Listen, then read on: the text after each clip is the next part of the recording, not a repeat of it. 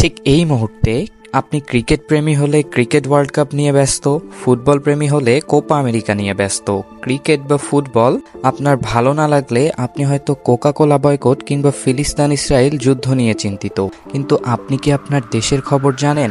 সম্প্রতি ভারতের জাতীয় নির্বাচনে তৃতীয়বারের মতো জয়লাভ করে প্রধানমন্ত্রী হিসেবে শপথ গ্রহণ করেন নরেন্দ্র মোদী। নরেন্দ্র মোদীর শপথ অনুষ্ঠানে উপস্থিত হয়ে দ্বিপাক্ষিক সাক্ষাৎ করেন মাননীয় প্রধানমন্ত্রী শেখ হাসিনা।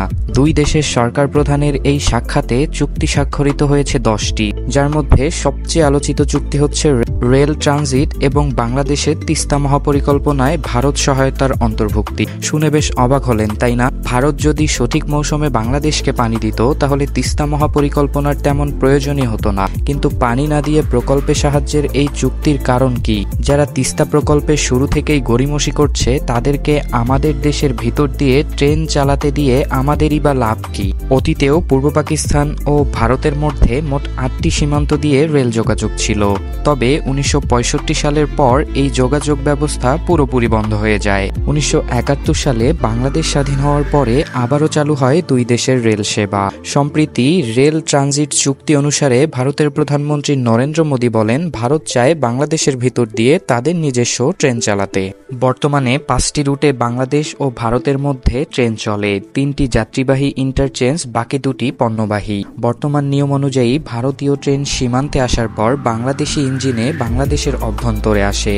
বাংলাদেশি লোকোমাস্টার তা চালিয়ে আনেন। ফিরে যাওয়ার সময়ও একই নিয়ম অনুসরণ করা হয়। এখন ভারত পশ্চিমবঙ্গের গেদে থেকে ভুটান সীমান্তবর্তী ডালগাঁও পর্যন্ত পণ্যবাহী ট্রেন চালু করতে চায়। এক্ষেত্রে সময় ও দূরত্ব কমাতে ব্যবহার করতে চায় বাংলাদেশের রেলপথ, অর্থাৎ দর্শনা দিয়ে ঢুকে ঈশ্বরদী, আবদুল্লাপুর, পার্বতীপুর হয়ে চিলাহাটি পর্যন্ত বাংলাদেশের ভূখণ্ড ব্যবহার করে ভারতীয় ট্রেনটি আবার ভারতে প্রবেশ করবে, এমন প্রস্তাব রাখা হয় বাংলাদেশ ভারত রেল ট্রানজিট চুক্তিতে।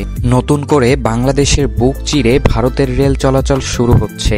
এতদিন যে 5টি ট্রেন চলতো তার সকল নিয়মকে উপেক্ষা করে নতুন প্রস্তাবে এই ট্রেন শুধু ভারতই চালাবে। পদ্মা সেতু যখন তৈরি হয় তখন অনেক মাধ্যমেই উঠে এসেছিল পদ্মা সেতু নাকি তৈরি হচ্ছে ভারতকে রেল সেবা দিতে।